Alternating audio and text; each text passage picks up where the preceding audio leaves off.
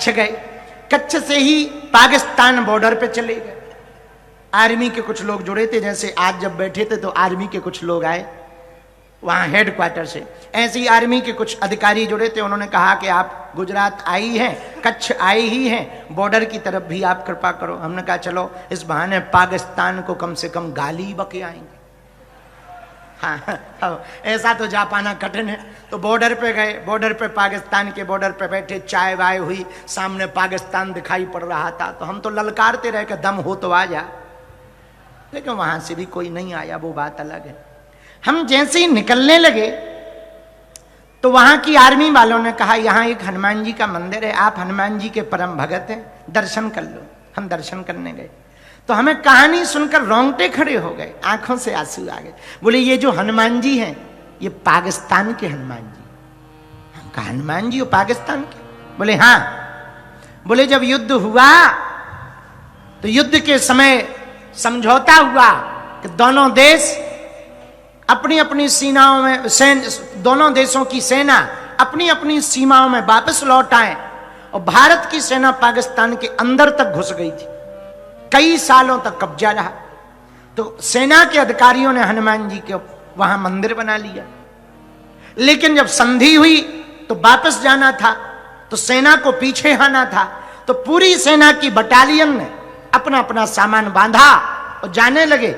ऊंट का जमाना था, जैसे ही जाने लगे तो मंदिर के बगल से आवाज आई एक अधिकारी को, अरे अधिकारी कर्नल तुम अकेले अकेले जा रहे, हमको भी तो ले चलो।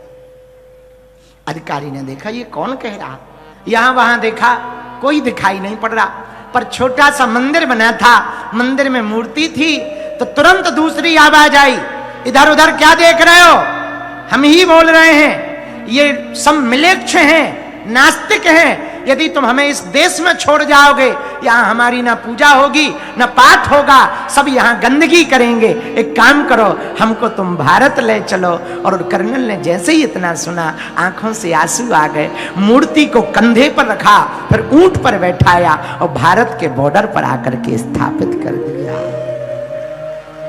आज भी पाकिस्तान बॉर्डर पर वो हनुमान जी महाराज, शायद बेड़िया बेट नाम से उन हनुमान जी का नाम है, बेड़िया बेट हनुमान जी, आज भी पाकिस्तान बॉर्डर पर हनुमान जी का वो मंदिर है। बोलता हुआ हनुमान जी वहां विराजमान है, और आज भी हनुमान जी की वहां पूजा की जाती है। और एक बात बोले राजकोट के पागलों, हमको गुजरात बहुत प्यारा लगता है। और गुजरात में राजकोट तो प्यारा लगता ही लगता है। अच्छा तुम ये मत समझना कि हम तुम्हें मक्खन लगा रहे हैं, हम आदमी बहुत सीधे हैं और साफ हैं, जलेबी जैसे सीधे हैं। हम कुत्ता को कुत्ता ही कहते हैं, कुत्ता जी नहीं कहते। हाँ, हम साफ साफ कहते, पर सच बोले दिल की बात, गुजरात हमें बहुत प्रिय है। पहला कारण तो नरसिंह मेहता है, दूसरा कारण गुजरात का सबसे बड़ा जलाराम बाबा। गुजरात से प्रेम होने का तीसरा कारण, यहां दुनिया को सनात करने वाला द्वारकानुनाथ बैठा हुआ। और चौथा कारण गुजरात से प्रेम होने का, मेरे पागलों, यदि सनात करने का काम द्वारकानुनाथ करता है तो सनातों को भी सनात करने का काम दादा सोमनाथ करता है। और उसके बाद भी गुजरात से प्यार इसलिए नहीं चूकता कि जब भी हम विदेश जाते हैं तो विदेश में कोई मिले ना मिले, गुजराती जरूर मिलते हैं। गुजराती मिलेंगे तो पक्का है, फाफड़ा भी मिलेगा, ढोकला भी मिलेगा, गरबा भी मिलेगा, और जय जय गरबी गुजरात भी होगा। और गुजरात से फिर प्यार होने का और भी कारण है। पूछो क्या? अरे पूछो तो, तल का जड़ा वाला बाप बैठा है, बापू। और प्यार होने का कारण एक और भी है, जो बचा खुचा प्यार था वो और बढ़ गया। वेद विद्युत्ता को पूरी दुनिया में शास्त्रीय परंपरा के द्वारा पहुंचाने वाले पोरबंदर के हमारे पूज्य श्री भाई श्री जी बैठे। उसके बाद भी गुजरात से प्यार कम नहीं हुआ। संकट भंजन हनुमान दादा तो रह गया है। वो भी अद्भुत है।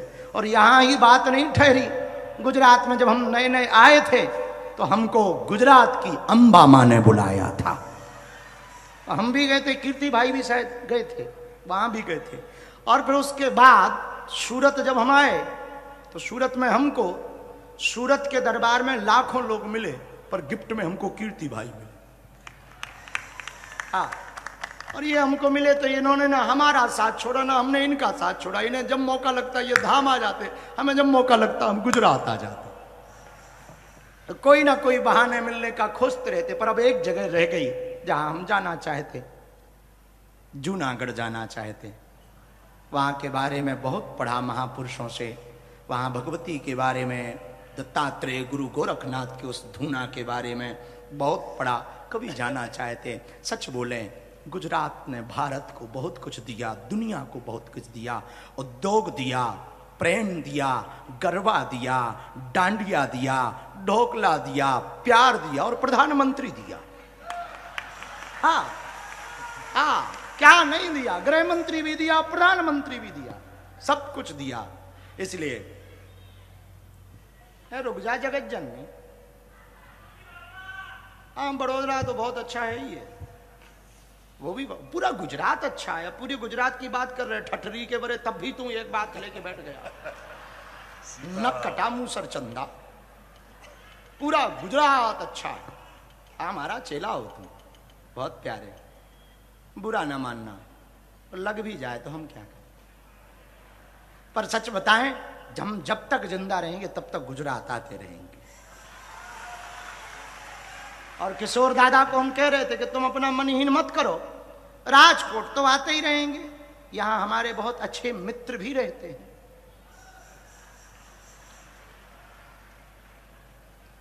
हम जब भी आते हैं कुछ लोगों को खुजली होती है,